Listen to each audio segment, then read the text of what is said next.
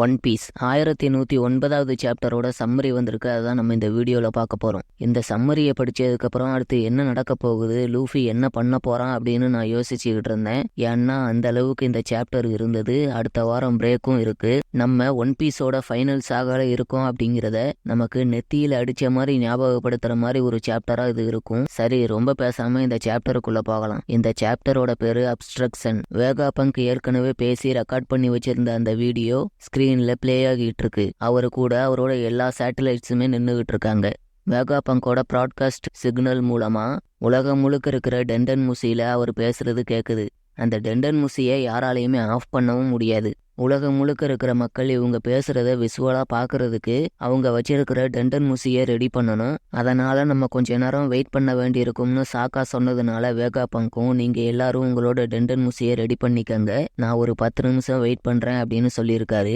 உசோப் நாமி குரூப்பும் அந்த விசுவலை பார்த்துக்கிட்டு இருக்காங்க. என்ன நடக்குதுன்னே அவங்களுக்கு புரியல, ஒரே குழப்பத்துல இருக்காங்க. ஜோரோ ஜிம்பே ப்ரூக்கு பத்தி எதுவும் இந்த சாப்டர்ல இல்ல.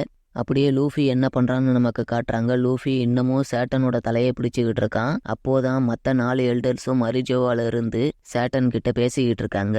அவங்களுக்கு டெலிபதி மாதிரி ஏதோ ஒரு பவர் இருக்கும் போல. அந்த பவர் மூலமா தான் மரிஜோவால இருந்து எக்குகட் ஐலாண்ட்ல இருக்கிற சேட்டன் கிட்ட பேசிக்கிட்டு இருக்காங்க. மற்ற 4 எல்டர்ஸ் கேக்குறாங்க, உண்மையாவே வேகா பங்க் செத்துட்டானான்னு. கிசாரு வேகா பங்கை கொல்றதா நான் பார்த்தேன்னு சேட்டன் சொல்றான். அப்போ வேகா பங்கோட டெத்து தான் அந்த ப்ராட்காஸ்ட்டை ட்ரிகர் பண்ணிருக்கணும். எக்குகட்டோட லாபோ ஃபேஸ்ல தான் அந்த சிக்னலோட சோர்ஸ் இருக்கும் அப்படின்னு சொல்றாங்க 4 எல்டர்ஸ். உலகம் முழுக்க இருக்கிற மக்கள் வேகா பங்கோட சிக்னலை கேட்டுட்டு அவர் சொல்ல வர்ற மெசேஜை கேட்கறதுக்கு தயாராகிறாங்க.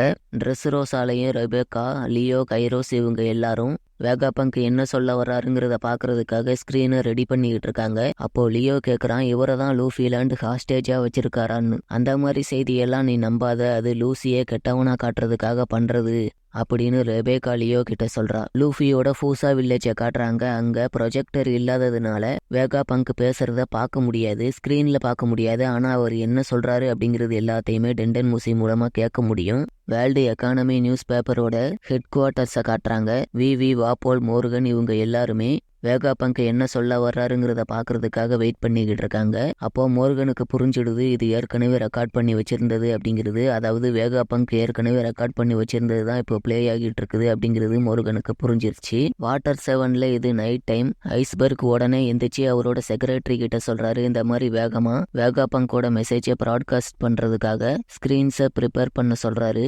நான் ஏற்கனவே சிட்டி முழுக்க ஸ்கிரீன்ஸை ப்ரிப்பேர் பண்ணிட்டேன்னு ஐஸ்பர்கோட செக்ரட்டரி சொல்றாங்க. காமாபாக்கா குவின்டாம்ல யுவான்கோ ரொம்ப வருஷத்துக்கு முன்னாடி வேகா பங்கை பார்த்துருப்பாங்க போல. அப்படி இருக்கும்போது இப்போ வேகா பங்கோட தலை வேற மாதிரி மாறி இருக்கிறத ஸ்கிரீன்ல பார்த்துட்டு அவங்களுக்கு ஒரு அதிர்ச்சி. டிராகன் அவர்கிட்ட சாக்கா இந்த மாதிரி நான் செத்துருவேன்னு நினைக்கிறேன்னு சொன்னார் இல்லையா, அதை பத்தி யோசிச்சுக்கிட்டு இருக்காரு டிராகன். ஒரு சில ரேண்டமான ஐலாண்ட்ஸ் எல்லாம் காட்டுறாங்க. அங்க இருக்கிற மக்கள் எல்லாருமே வேகா பங்கோட மெசேஜை கேட்கறதுக்கு ரெடி ஆகிட்டு இருக்காங்க. திரும்ப எக்குகட் ஐலாண்ட்ல என்ன நடக்குதுங்கிறத நமக்கு காட்டுறாங்க. லூஃபிக்கு ஒண்ணுமே புரியல. நம்மளும் தொடர்ந்து அட்டாக் பண்ணிக்கிட்டே இருக்கோம். ஆனா இந்த சேட்டன் திரும்ப திரும்ப வந்துகிட்டே இருக்கான். அவனுக்கு எதுவுமே ஆக மாட்டேங்குது அப்படின்னு. அதனால புதுசா ஒரு ஸ்ட்ராட்டஜி யூஸ் பண்றான். கிசாரு அவனோட கண்ணு மூலமா லேசர் பீமை ஷூட் பண்றான் லூஃபியை பார்த்து. ஆனா லூஃபி அதை டாச் பண்ணிடுறான். அதுக்கப்புறம் லூஃபி ஒரு புது மூவை யூஸ் பண்ணி சேட்டனையும் கிசாருவையும் அட்டாக் பண்றான். அந்த அட்டாக்குக்கு பேரு டான் சிம்பல். அதுக்கு பேரு சிம்பலா இல்ல கிம்பலான்னு எனக்கு தெரியல. ஆனா அது ஒரு மியூசிக் இன்ஸ்ட்ருமெண்ட் மாதிரியான அட்டாக் தான். அந்த மியூசிக் இன்ஸ்ட்ருமெண்ட்டை கூட நான் காட்டுறேன். அது மூலமா நீங்க அந்த அட்டாக் எப்படி இருக்கும் அப்படிங்கறத புரிஞ்சுக்கலாம். அந்த அட்டாக்னால கிசாருவும் சேட்டனும் பேப்பர் மாதிரி நசுங்கிடுறாங்க. அதனால கிசாரு சேட்டனோட தலையில ஸ்டார் சுத்திக்கிட்டு இருக்குது. நசுங்கி போய் தரையில கிடந்த அவங்க 2 பேரையுமே தூக்கி கடலை பார்த்து எறிகிறான் லூஃபி. கிசாரு பறந்து போய் ஒரு பேட்டில் ஷிப்ல விழுகிறான். ரொம்ப மூச்சு வாங்கிக்கிட்டு இருக்குது போல அவனுக்கு. ஆனா சேட்டன் திரும்ப பறந்து வரான். லூஃபியோட யூஎஃப்ஓ அட்டாக் இருக்குது இல்லையா, அதாவது யூஎஃப்ஓ மாதிரி பறந்து வருவான லூஃபி வேகமா சுத்திக்கிட்டு. அந்த மாதிரி சேட்டன் திரும்ப வேகமா பறந்து வர்றான். அப்படி பறந்து வந்தவன் படக்குன்னு அவனோட லெக்கை வச்சு ஒரு அட்டாக் பண்றான் லூஃபி மேல. ஆனா அந்த அட்டாக்கையும் டாச் பண்ணிடுறான் லூஃபி. என்ன இந்த அட்டாக்கும் அவனை எதுவும் பண்ணலன்னு லூஃபிக்கு சேட்டன் மேல கோவம். நான் இவ்வளவும் பண்ணதுக்கு அப்புறமும் இவன் இன்னும் டேமேஜ் ஆகாம இருக்கான்னு எப்படின்னு லூஃபிக்கு அதிர்ச்சியா இருக்குது. மற்ற 4 எல்டர்ஸும் மறுபடியும் சேட்டன் கான்டாக்ட் பண்ணி பேசுறாங்க. சேட்டன் நமக்கு நேரம் இல்லை, வேகா பங்க் எதுவும் பேசிடக்கூடாதுன்னு அந்த 4 எல்டர்ஸ் சொல்றாங்க. எனக்கு தெரியும், அப்போ நீங்க எல்லாருமே இங்க வாங்கன்னு சேட்டன் சொல்றான். திடீர்னு கருப்பு கலர்ல லைட்னிங்லாம் வருது. தூரத்துல இருந்து மரீன்ஸ்லாம் இதை பார்த்துக்கிட்டு இருக்காங்க. அவங்களுக்கு அதிர்ச்சி.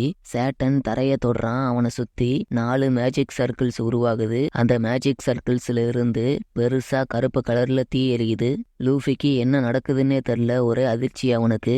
வேகா பங்க தூக்கிக்கிட்டு ஓடிக்கிட்டு இருந்த சாஞ்சி லூஃபி சண்டை போட்டுக்கிட்டு இருக்கிற இடத்துல கருப்பு கலர்ல தீ எறிகிறத பாக்குறான். அதை பார்த்த உடனே அவனுக்கு அதிர்ச்சி. இது அந்த சேட்டன் இந்த ஐலாண்டுக்கு வந்தப்போவும் இதுதான் நடந்ததுன்னு சாஞ்சி சொல்றான். இதோட இந்த சாப்டரும் முடியுது. சன்கார்டு நிக்காவை பத்தி தெரிஞ்சிருக்குங்கிறதுக்காகவே ஒரு ஆளை கொன்னுட்டாங்கன்னு ஓய்ஸ் ஓ ஜிம்பே கிட்ட சொல்லியிருந்தான் இல்லையா? அப்படி இருக்கும்போது ஒரு ஜீனியஸ் சயின்டிஸ்டான வேகா பங்க் ரிசர்ச் பண்ணா அவருக்கு நிறைய விஷயங்கள் தெரிய வரும். அவரே வாய்டு செஞ்சுரியை பத்தி ரிசர்ச் பண்ணியிருக்காருன்னா அவருக்கு நிறைய விஷயங்கள் தெரிய வந்திருக்கும். அதனாலதான் அவரை கொல்லணுங்கிறதுக்காக ஒன் ஆஃப் த பெருசே இங்க வந்தது. அப்படி இருக்கும்போது இப்போ உலகம் முழுக்க அந்த விஷயம் தெரிய போகுது. அதனால லாபோஃபேஸ வேகா பங்க் அந்த விஷயங்கள் எல்லாத்தையுமே சொல்றதுக்கு முன்னாடியே டெஸ்ட்ராய் பண்ணிட்டாங்கன்னா ஒரு பிரச்சனையும் இல்லை. ஆனா அது எல்லாத்தையுமே சொல்லிட்டாங்க அப்படின்னா அவ்வளவுதான், சோலி முடிஞ்சது வேர்ல்டு கவர்மெண்ட்டுக்கு. இதை பத்தி யோசிச்சு பார்க்கும்போது அலபாஸ்தா ட்ரெஸ்ரோசால நடந்ததுதான் ஞாபகத்துக்கு வருது. அது என்னன்னா அலபாஸ்தா ட்ரெஸ்ரோசா இந்த 2 நாடுகள்லயுமே கெட்டவங்களை தான் மக்கள் நல்லவன்னு நினைச்சுக்கிட்டு இருந்தாங்க. நல்லவங்களை கெட்டவன்னு நினைச்சுக்கிட்டு இருந்தாங்க. அதாவது குரோக்கோடைலையும் டோஃப்ளமிங்கோவையும் நல்லவன்னு நினைச்சுக்கிட்டு இருந்தாங்க.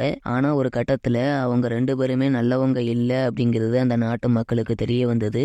அதே மாதிரிதான் இப்போ வேர்ல்டு கவர்மெண்ட்டை நடத்துறவங்க உலகம் முழுக்க இருக்கிற மக்களுக்கு பாதுகாப்பா கொடுக்கறவங்க கிடையாது. அவங்க தான் உலகம் முழுக்க இருக்கிற மக்களுக்கு ஆபத்தானவங்க அப்படிங்கிறத வேகா பங்க் சொல்லிட்டாருன்னா சோலி முடிஞ்சது. அதனாலதான் அது எல்லாத்தையுமே நிறுத்தணும், வேகா பங்க் எதையும் சொல்லிடக்கூடாதுன்னு கோரோசே நினைக்கிறாங்க. அதே மாதிரி அவங்க தடுத்துருவாங்கன்னு தான் நினைக்கிறேன். ஏன்னா அடுத்த சாப்டர்ல 4 எல்டர்ஸும் இங்க வந்துருவாங்க. கோரோசே வர்சஸ் லூஃபி. லூஃபியால 5 பேரையும் ஒரே நேரத்துல டிஃபீட் பண்ண முடியாது. லூஃபி, ஜெயின்ஸ் இவங்க எல்லாருமே சேர்ந்து கோரோசே கூட சண்டை போட்டாலும் அவங்களால கோரோசேயை டிஃபீட் பண்ண முடியுமான்னு நமக்கு தெரியாது. டிஃபீட் பண்ண முடியாதுன்னு தான் நான் நினைக்கிறேன். ஆனா என்ன நடக்க போகுது அப்படிங்கிறத வெயிட் பண்ணி தான் பார்க்கணும்.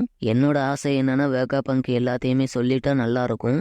ஆனா அதுக்கு முன்னாடியே லாபோஃபேஸை டெஸ்ட்ராய் பண்ணி சிக்னலை நிறுத்திட்டாங்கன்னா எல்லாமே முடிஞ்சிரும். அதாவது இவ்வளவு நேரமா லூஃபி சண்டை போட்டதெல்லாம் வேஸ்டா போயிடும்.